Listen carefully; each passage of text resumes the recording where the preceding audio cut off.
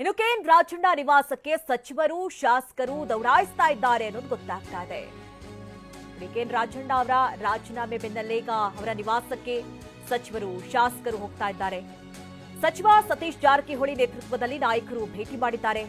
ಚಳ್ಳಕೆರೆ ಶಾಸಕ ರಘುಮೂರ್ತಿ, ಮಾಯಕೊಂಡ ಶಾಸಕ ಬಸಂತಪ್ಪ, ಎಚ್ಡಿಕೋಟೆ ಶಾಸಕ ಅನಿಲ್ ಚಿಕ್ಕಮಾದು, ಹಾಗೆ ಶಾಸಕ ರವಿಶಂಕರ್, ಶಾಸಕ ಗಣೇಶ್ ಪ್ರಸಾದ್, ಹರೀಶ್ ಗೌಡ ಸೇರಿದಂತೆ ಹಲವರು ಭೇಟಿ ಕೊಟ್ಟಿದ್ದಾರೆ ಕೆಎನ್ ರಾಜಣ್ಣ ಅವರ ನಿವಾಸಕ್ಕೆ.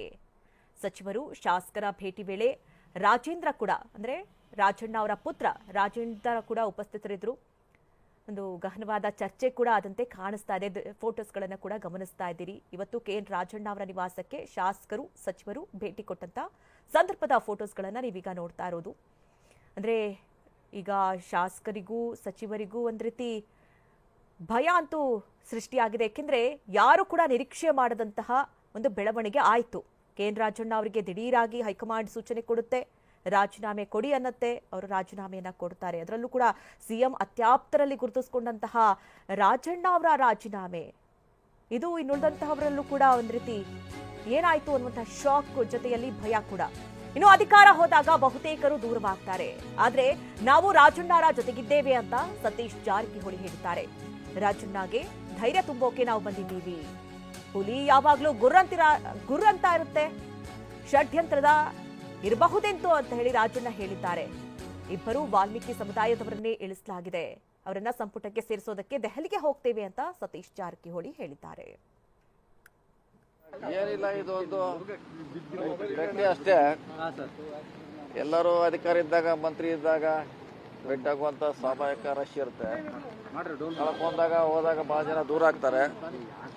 ನಾವು ದೂರ ಇಲ್ಲ, ನಿಮ್ ಜೊತೆ ಇದೀವಿ ಅನ್ನೋ ಕಾರಣಕ್ಕಾಗಿ ಅಥವಾ ಒಂದು ಫ್ರೆಂಡ್ಶಿಪ್ ನಲ್ಲಿ ಸೊ ಇರ್ಲಿಕ್ಕೆ ಅವ್ರಿಗೆ ಧೈರ್ಯ ಹೇಳಲಿಕ್ಕೆ ಪ್ರಯತ್ನ ಮಾಡಿದ್ದಾರೆ. ರಾಜಣ್ಣ ಅವ್ರು ಹೇಗಿದ್ದಾರೆ ಸರ್? ಅದ್ರ ಅವ್ರು ಹೇಳ್ಕೊತಾರೆ. ಅದು ಅವರು ಪಿತ್ತೂರು ಷಡ್ಯಂತ್ರ ಅವ್ರು ಹೇಳ್ತಾರೆ. ನಮ್ಮ ಭಾಗ ಅಲ್ಲ, ಅದು ಅವ್ರ ಭಾಗ. ಬೇಸರ ಏನೇ ಇಲ್ಲ, ಬೇಸರ ಏನೂ ಅಲ್ಲ. 2 ವರ್ಷ ನಾನು ಮಂತ್ರಿಯಾಗಿ ಕೆಲಸ ಮಾಡಿದ್ದೀನಿ. ಮೊನ್ನೆ ಕೂಡ ನಿಮ್ಮ ಮುಂದೆ ಹೇಳಿದಾರಲ್ಲ, ಅದು ಸಿಎಂ ಮನೆ ಮುಂದೆ 2 ವರ್ಷ ಮಾಡಿದ್ದೀನಿ. ತೃಪ್ತಿ ಇದೆ ನನಗಿನ ಆತರಲ್ಲ. ಆದರೆ ಡೆಲ್ಲಿಯಲ್ಲಿ ನನ್ನ ಬಗ್ಗೆ ತಪ್ಪು ತಿಳುವಳಿಕೆ ಆಗಿದೆ. ಡೆಲ್ಲಿಗೆ ಹೋಗ್ತೀನಿ, ವರಿಷ್ಠರಿಗೆ ಕನ್ವಿನ್ಸ್ ಮಾಡ್ತೀವಿ ಅಂತ ಮತ್ತೆ ಅದನ್ನ ಹೇಳಿದ್ದಾರೆ.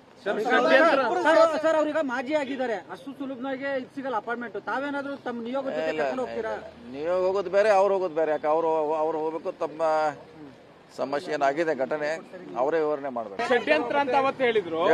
ಆ ಷಡ್ಯಂತ್ರದ ಬಗ್ಗೆ ಇವತ್ತು ಏನಾದ್ರು ಚರ್ಚೆ ಮಾಡಿದ್ರೆ ಅಥವಾ ಇದೆ ಅದು ಹುಲಿ ಇದೆ, ಹುಲಿ ಯಾವಾಗಲೂ ಗುರುಗುರು ಅಂತಿರ್ತೈತೆ. ಅದು ಷಡ್ಯಂತ್ರ ಇದೆ, ಅದನ್ನ ಸಮಯ ಬಂದಾಗ ಹೇಳದಂತ ಹೇಳ್ಯಾರ. ಅದು ಅವ್ರಿಗೆ ಬಿಟ್ಟಂತ ವಿಚಾರ. ಈಗ ನಿಮ್ಮ ಸಮುದಾಯದ ಸ್ವಾಮೀಜಿಗಳು ಕಾರ್ಯಕರ್ತರು ಎಲ್ಲ ಬೀದಿಗಿಳಿದು ಹೋರಾಟ ಮಾಡ್ತೀವಿ ಅಂತ ಹೇಳ್ತಾ ಇದ್ದಾರೆ.